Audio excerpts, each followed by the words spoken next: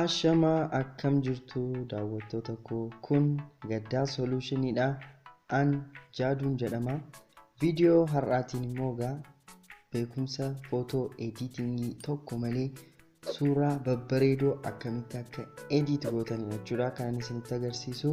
Kanas kanan isinitti agarsiisu appilikeeshinii ajaa'ibaa tokko fayyadameeni jechuudha. Sanaan dura garuu chaanaalii kana subscribe gochuun dagatina, akkasumas mallattoo bilbilaatti tuquun qophii haaraa yeroon isinii qopheessutti dafee akka isin qaqqabuuf jechuudha. Amma gara qophii keenyaatti dabarru. Appilikeeshiniin kun PicLiar jedhama. Appilikeeshinii kana liinkii isaa description box irra isiniif kaa'een jira.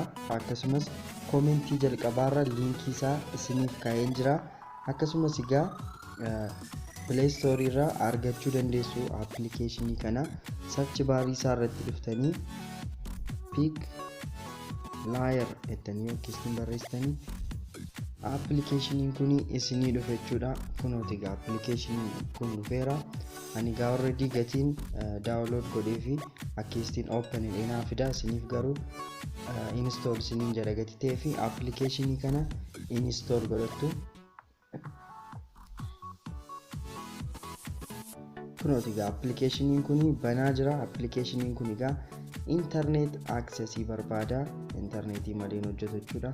Kunooti appilikeeshiniin kun amma nu baneeti jira. Akkuma argitanii kun template adda addaa qaba. Template jechuun appilikeeshinichi fayyamtisaa kan inni ofiisaan qopheesse isin suuraa keessan qofa fiddanii asirratti galchuudha jechuudha. Template baay'ee qaba. Isin keessa deddeemtanii filachuu dandeessu jechuudha. Kana keessaa tokkoon akka fakkeenyaatti fudhadhee isinitti agarsiisa jechuudha.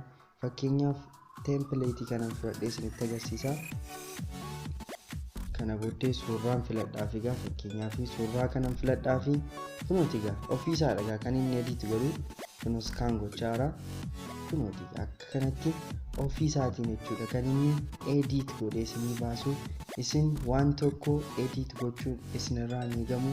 Footoo keessan qofa galchuu fi duwwaadha jechuudha. Kun baay'ee appilikeeshinii ariifiidha. Akkasumas baay'ee salphaadha jedhee yaada. Footoo kana save godhachuu yoo barbaadanii as mallattoo raayitii iddoo kana jirtutti buutu already amma footoo keessanii gaalarii keessan irratti save isinii godheera jechuudha. Kanaaf qophiin keenya irraa isinitti toleera taanaanii chaanaalii keenya subscribe godhaa, akkasumas mallattoo bilbilaatti tuquu hin dagatinaan isiniin jedha. Amma qophii biraa wal agarrutti nagaatti tura.